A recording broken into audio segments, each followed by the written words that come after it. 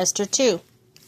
Esther made queen. Later, when King Xerxes' fury had subsided, he remembered Vashti and what he had done, or what she had done, and what he had decreed about her. Then the king's personal attendants proposed, Let a search be made for beautiful young virgins for the king. Let the king appoint commissioners in every province of his realm to bring all these beautiful young women to the harem at the citadel of Susa. Let them be placed under the care of Haggai, the king's eunuch, who is in charge of the women, and let beauty treatments be given to them. Then the young woman who pleases the king be queen instead of Vashti. This advice appealed to the king, and he followed it. Now there was in the citadel of Susa a Jew of the tribe of Benjamin named Mordecai, son of Jair, the son of Shishmi, the son of Kish, who had been carried into exile from Jerusalem by Nebuchadnezzar, king of Babylon. Among those taken captive with Jehoiakim, king of Judah, Mordecai had a cousin named Hadassah, whom he whom he had bought up because she had neither father nor mother. This young woman, who was also known as Esther, had a lovely figure and was beautiful. Mordecai had taken her as his own daughter when her father and mother died.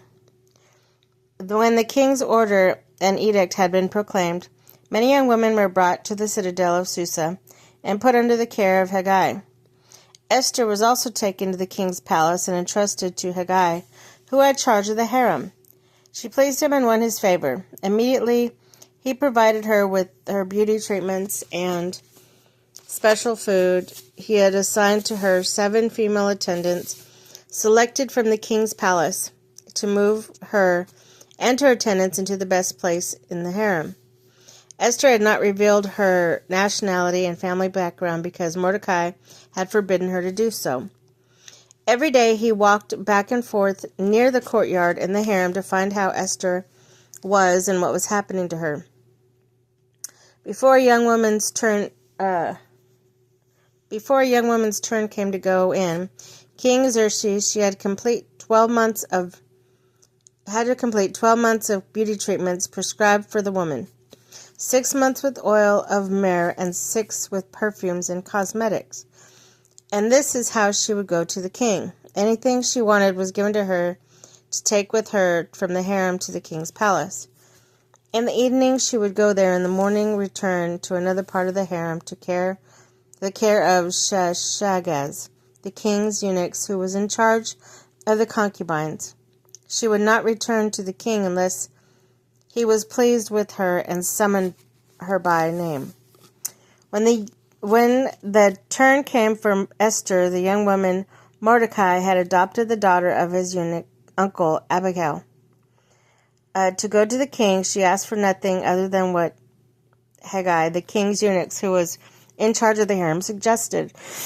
And Esther won the favor of everyone who saw her. She was taken to King Xerxes in the royal residence of the 10th month, the month of Tebeth, in the 7th year of his reign.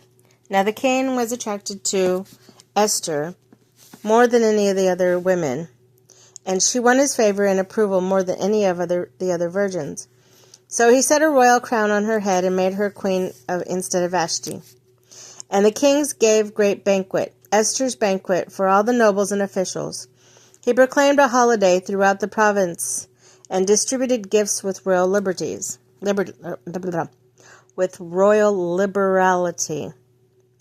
Mordecai uncovers a conspiracy. When the virgins were assembled at the second time, Mordecai was sitting in the king's gate. But Esther had kept a secret her family background and nationality, just as Mordecai had told her to do.